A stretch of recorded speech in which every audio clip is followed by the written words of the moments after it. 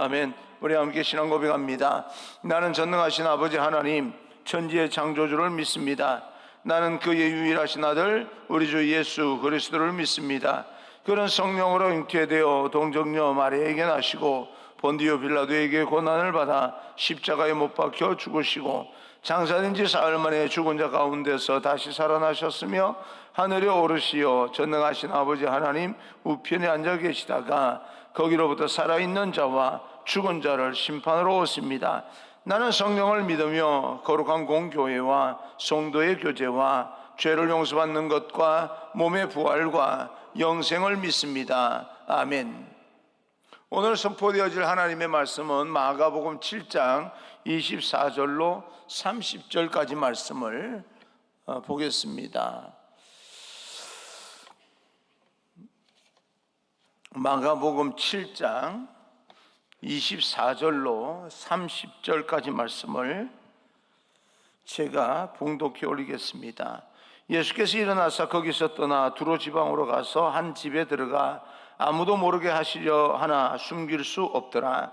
이에 더러운 귀신 들린 어린 딸을 둔 한 여자가 예수의 소문을 듣고 곧 와서 그 발 아래에 엎드리니 그 여자는 헬라인이요 수로보니게 족속이라 자기 딸에게서 귀신 쫓아내 주시기를 간구하거늘 예수께서 이르시되 자녀로 먼저 배불리 먹게 할지니 자녀의 떡을 취하여 개들에게 던짐이 마땅치 아니하니라. 여자가 대답하여 이르되 주여 올소이다마는 상 아래 개들도 아이들이 먹던 부스러기를 먹나이다. 예수께서 이르시되 이 말을 하였으니 돌아가라 귀신이 내 딸에게서 나갔느니라 하시매 여자가 집에 돌아가 본즉 아이가 침상에 누웠고 귀신이 나갔더라. 아멘. 우리 앞뒤좌우 인사합니다. 축복합니다. 행복하십시오. 인사합니다. 축복합니다. 행복하십시오. 겸손한 간구의 응답이라고 하는 제목으로 여러분과 함께 하나님의 말씀을 듣겠습니다. 하나님의 말씀을 성경을 이렇게 읽다 보면 전에는 무심코 지나갔는데 갑자기 마음에 감동이 되는 그런 말씀이 있습니다. 또 때로는 너무나 잘 아는 말씀이기 때문에 우리가 생각 없이 이렇게 지나쳤는데 어떨 때는 그 생각 없이 지나친 말씀들이 가슴에 확 와닿으면서 또 우리 삶 가운데 놀라운 변화가 일어나기도 합니다. 요즘 TV를 들어보면 거의 저는 뮤직뱅크 해서 TV 나오는 음악을 잘 듣지 않습니다. 왜냐하면 너무나 생소해요. 요즘 음악 가사가 귀에 들어오지도 아니하고 그래서 굉장히 좀 생소합니다. 그러다가 어느 날 한번 무심코 틀었는데 굉장히 무심코 지나가던 그런 어떤 옛날 노래가 가사가 들어오면서 굉장히 좀 이렇게 마음이 울컥할 때가 간혹 있습니다. 그런 것처럼 우리 삶 가운데 평범하고 아무 일 없는 것처럼 느껴지는 그런 어떤 일들이 어느 순간에 가슴에 확 와닿는 경우가 있습니다. 항상 하나님의 말씀이 은혜가 되지만 그럴 때가 있다는 거죠. 그냥 잘 아는 말씀이라 지나치고 넘어간 말씀이 와닿을 때가 있습니다. 오늘 말씀도 그런 말씀 중에 하나가 아닌가라고 생각을 합니다. 너무너무 잘 알고 있는 말씀이고 또 우리는 수없이 이 설교를 이 본문을 가지고 들었습니다. 그런데 오늘 또 여러분에게 여러분 그 삶의 자리 현실 가운데 적용이 되어서 이 성경의 사건이 바로 여러분의 사건이 되기를 주님 이름으로 축복합니다. 24절입니다. 24절 예수께서 일어나사 거기를 떠나 두로 지방으로 가서 한 집에 들어가 아무도 모르게 하시려 하나 숨길 수 없더라. 아무도 모르게 하려고 하지만 숨길 수가 없었다라고 말합니다. 예수님이 아무도 모르게 어느 집으로 들어갔지만 숨길 수 없다고 하는 것은 사람들이 벌써 알고 몰려왔다 그 말입니다. 왜요? 인생의 문제를 해결하기 위해서요. 여러분 생명력은 숨길 수가 없는 겁니다. 그리고 빛은 어둠을 몰아내고 빛이 임하면 모든 것이 밝아지기 때문에 빛을 숨길 수가 없습니다. 실력도 어느 순간에는 차고 넘쳐서 숨길 수가 없고요. 사랑도, 영향력도 숨길 수가 없습니다. 사랑을 하면 얼굴이 달라지지 않습니까? 그걸 표현하는 거나 여러 가지가 저 사람이 지금 뭔가 삶의 변화가 일어났다라고 하는 것을 우리는 알 수가 있습니다.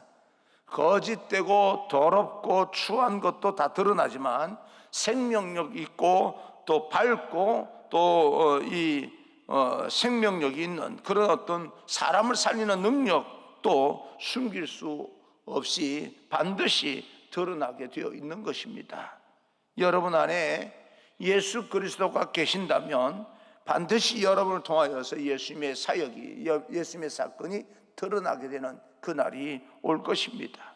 잠깐은 우리가 숨길 수는 있으나 우리가 그리스도인인 것을, 하나님의 자녀인 것을, 우리는 거룩한 하나님의 백성인 것을 결코 숨길 수가 없습니다. 여러분, 기왕 숨길 수 없다면 저를 통하여서, 여러분을 통하여서, 예수 믿는 우리 모두를 통하여서 아름다운 하늘의 사건이 드러나기를 주님 이름으로 축복합니다. 병이 치유되고요, 우리 인생의 문제가 해결되는 놀라운 역사가 일어나기를 주님 이름으로 축복합니다. 하나님, 우리 모두 그 마음 안에 아름다운 것들이 가득가득 채워져서 그것이 마음 안에만 머물러 있지 아니하고 차고 넘침으로 말미암아 드러나는 그런 축복의 삶이 되게 하옵소서. 누군가 내게 가까이 올 때 예수 그리스도로 말미암아 가득 차 있는 아름다운 매력이 드러나는 그런 사람이 되게 해달라고 기도하시기를 바랍니다. 여러분 안에 하늘의 비전이 있다면, 하늘의 꿈을 품는다면 열정이 회복될 것이고, 그리고 사랑이 그 안에서 차고 넘침으로 말미암아 내가 숨긴다고 숨겨지는 것이 아닙니다.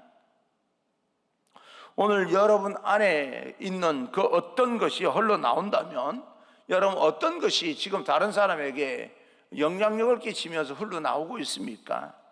또 여러분들은 무엇이 내게서 흘러나와서 다른 사람에게 전달되기를 원하십니까? 생명력과 사랑과 거룩한 비전과 하늘의 꿈이 여러분 안에서 녹아지고 또 차곡차곡 쌓여져서 차고 넘치는, 흘러나오기는, 그래서 드러날 수밖에 없는 그런 귀한 인생 되기를 바랍니다. 한 가지 더 여러분에게 축복합니다. 여러분 안에는 예수 그리스도께서 어디든지 숨겨지지 아니하고 여러분을 통하여서 다른 사람에게 전달되기를 바랍니다. 그것이 바로 전도입니다. 여러분, 전도라고 하는 것은 내가 예수 믿으세요 라고 해서 한다고 해서 전도가 다 되는 게 아닙니다.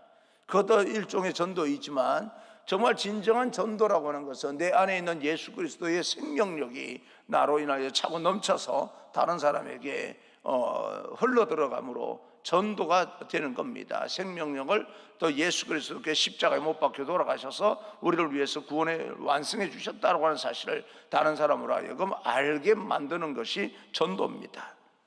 언젠가 우리를 통하여서 주님의 모습이 드러나게 될 것입니다. 그때는 우리의 믿음도 드러납니다. 숨겨진 것이 없이 다 드러나는 그때가 반드시 온다는 사실을 믿고 힘들고 어려워도 그래도 믿음을 지키십시오. 여러분, 어떤 일로 실망하고 있습니까? 그 어떤 일로 주변 사람들이 야속하기도 합니까? 또 그 어떤 일로 주변 사람들이 나에게 관심을 갖지 않냐고 이렇게 많은 사람들 가운데 내가 외롭고 고독하고 혼자 덩그러니 남았다라고 하는 그런 느낌이 드십니까? 여러분, 가족만 남은 듯 싶습니까? 역시 세상 사람은 우리가 의지할 것 없어, 믿을 것 없어, 우리 가족밖에 없어, 뭐 그런 어떤 사람들로부터 여러분 실망의 자리에서 또 배신의 아픔, 그 어떤 상처를 가지고 여러분 가족들끼리 모여가지고 우리밖에 없는 거야 라고 생각하고 위축된 삶을 살고 계십니까? 여러분, 모든 것이 드러나는 그때에 하나님의 사건이 여러분 가운데 일어난다는 사실을 반드시 온다는 사실을 깨닫고 그래도 믿음을 지키십시오. 그럴 때 소문이 납니다. 내가 소문을 내고 싶어서 소문이 나는 게 아니고, 소문이라고 하는 것은 뜻하지 않게 나는 것이 소문입니다. 25절입니다. 25절, 이에 더러운 귀신 들린 어린 딸을 둔 한 여자가 예수의 소문을 듣고 곧 와서 그 발 아래에 엎드리니, 한 여인, 더러운 귀신 들린 어린 딸을 둔 여인을 소개하고 있습니다. 어린 딸이 귀신 들렸다고 하는 그 사실만으로도 그 여인이 얼마나 슬픈 인생을 살아가고 있는가라고 하는 것을 말해주고 있는 것입니다. 여러분, 우리의 어려움을 다 말해야 어려움을 아는 것만이 아닙니다. 그렇지 않겠습니까? 내가 누구에게도 내 어려움을 이야기한 적이 없는데 사람들은 내 어려움을 알고 있는 경우가 있습니다. 말하지 않아도 다 알게 되는 게 또 어려움이고 또 기쁨이고 그렇습니다.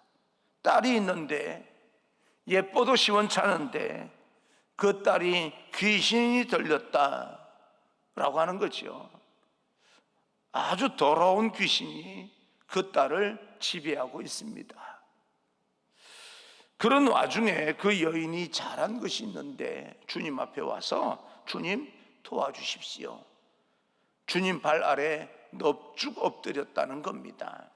그냥 단순하게 이거 어떡하나 라고 하는 것이 아니라 주님 앞에 넙죽 엎드립니다. 주님 앞에 넙죽 엎드려서 우리 인생의 문제를 하나하나 풀어갈 수 있는 그런 믿음의 사람이 되면 참 좋겠다라고 생각을 합니다.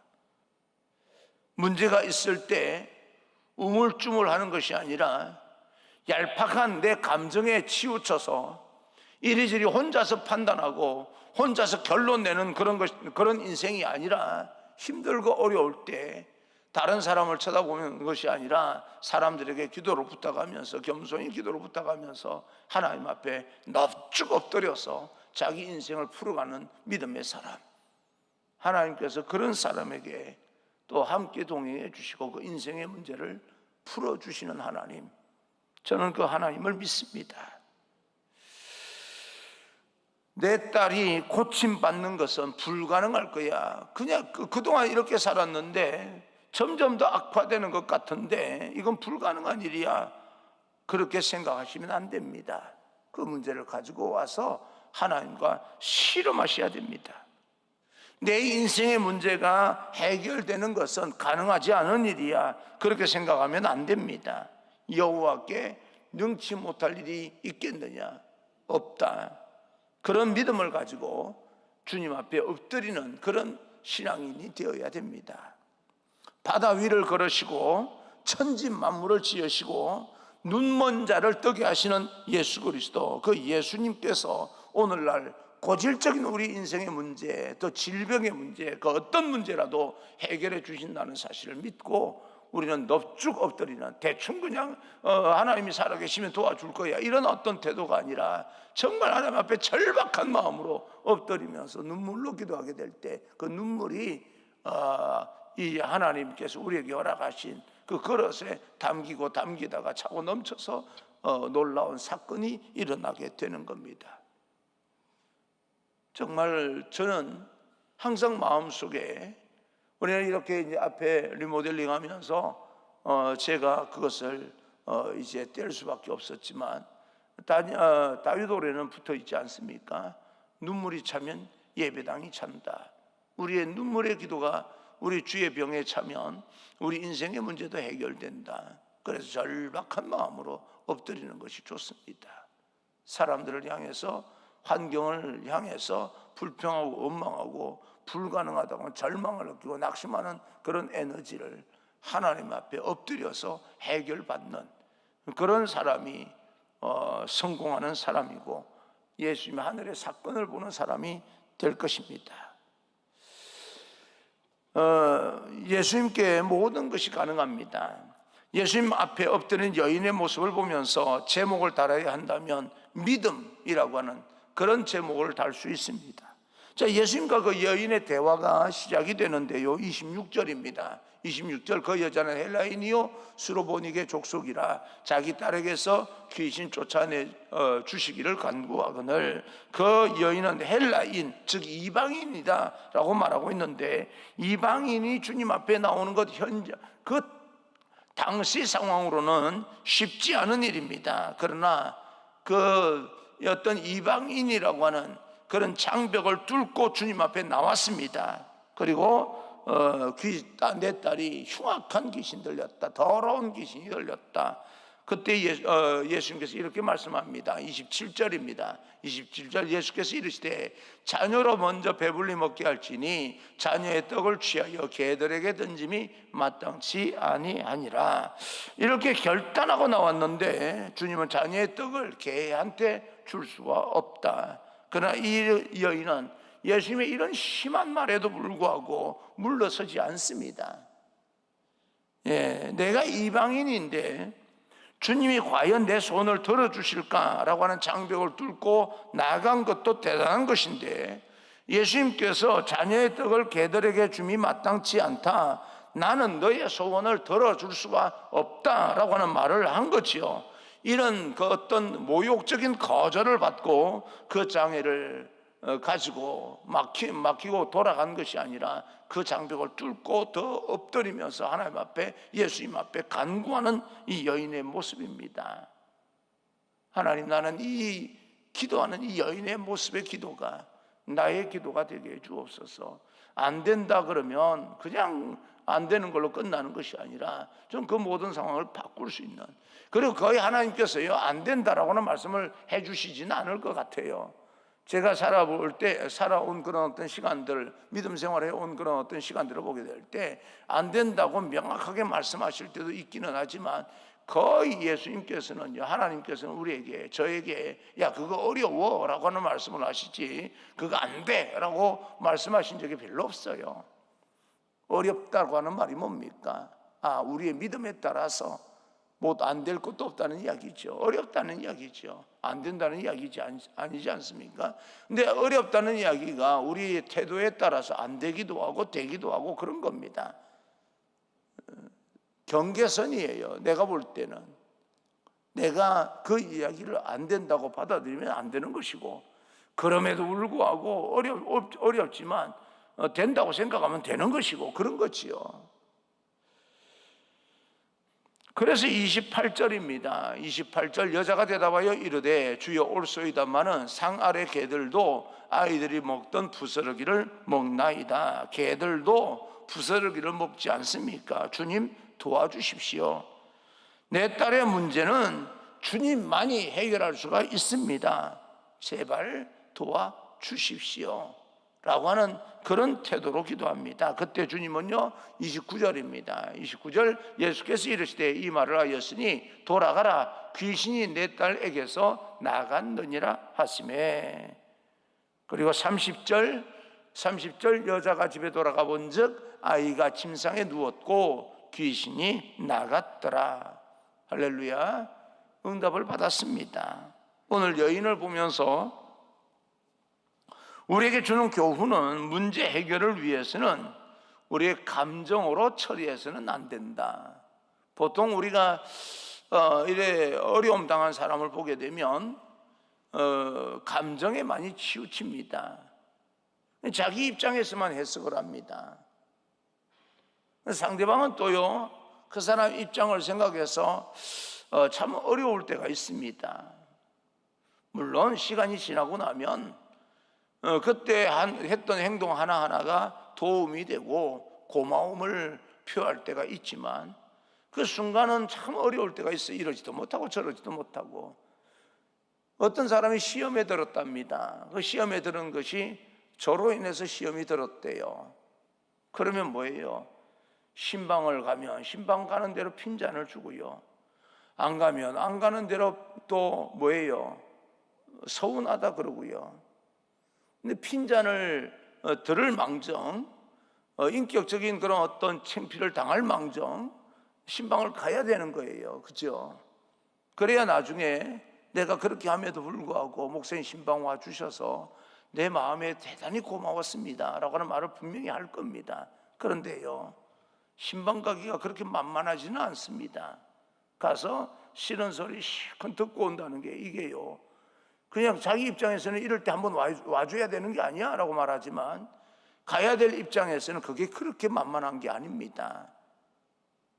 아주 중한 병에 들었어요. 물어보기도 그렇고 말해줄 때까지 기다리기도 그렇고 참 어려울 때가 있습니다. 그런데 또 병에 걸려서 힘들고 이렇게 사투를 벌이는 사람에게는 사람들이 나를 돌아보지 않는 것 같아서 서운한 거예요. 그래서 서운하다는 말을 이렇게 전달받으면 또 가서 또 위로하고 해야 되지 않습니까? 근데 가서 무슨 말로 위로를 해요? 그러면 또 이게 힘든 거예요. 여러분, 우리가 현장에서 이런저런 사건을 부딪힐 때 선택하고 결단하고 행동하기가 참 어려울 때가 있습니다. 왜냐하면 상대방이 자기 나름대로 자기 입장에서 해석하기 때문에 그렇습니다.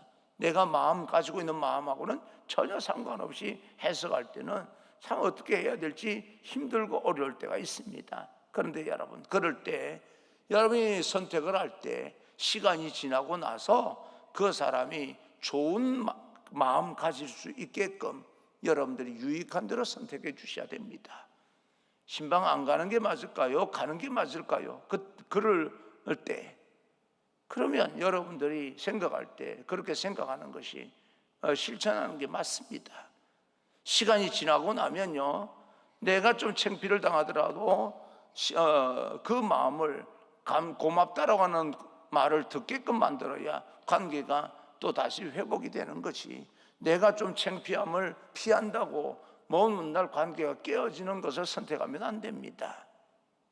그렇게 해야 되는 거죠. 왜 우리가 그렇게 해야 됩니까? 생명을 살려야 되기 때문에. 현실을 직시하고요, 냉정하게 현실을 바라봐야 됩니다. 지금 내가 주님 앞에 왜 나왔습니까? 딸의 병을 고치려고요. 주님의 냉정하고 야멸찬 대답에 여자가 감정적으로 대했다면 딸은 고침을 받지 못했을 겁니다. 예수님이면 답니까? 그렇게까지 말할 필요가 있겠습니까? 기분이 상해서 감정으로 대했다면 좋은 결과를 기대하기가 어려웠을 겁니다.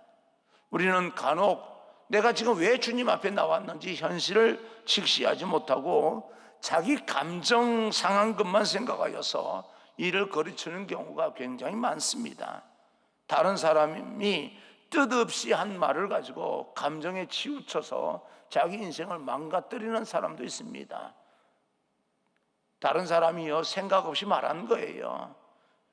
그 안에 무슨 의미를 담아서 이야기하진 않은 거예요. 그런데 나는요, 들을 때 저게 무슨 생각으로 나한테 이렇게 하는 거지, 나를 무시하는 게 아니야? 라고 생각하면서 자기 스스로 그 감정에 빠져서 자기 모든 관계를 어그러뜨리고 망가뜨리는 사람이 제법 많습니다.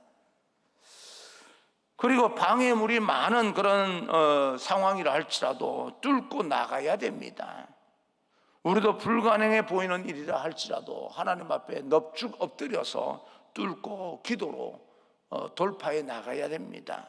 설령 기도가 즉시 응답되지 않는다 할지라도 계속 기도하면서 나아갈 수 있기를 축복합니다. 뚫고 돌파하고 나가는 것, 그것이 바로 믿음입니다. 주님은 이 여인의 믿음을 보시고 싶었던 거지요. 그래서 한번 거절해 본 겁니다. 주님이 거절하는 것 그렇게 보인다 할지라도 방향이 잘못되지 아니하고 마땅한 일이라면, 정말 좋은 일이라면 우리는 주님의 거절에도 불구하고 계속해서 엎드려서 절박한 마음으로 기도해야 됩니다. 주님은 우리의 기도를 응답해 주시기를 기뻐하시는 분입니다.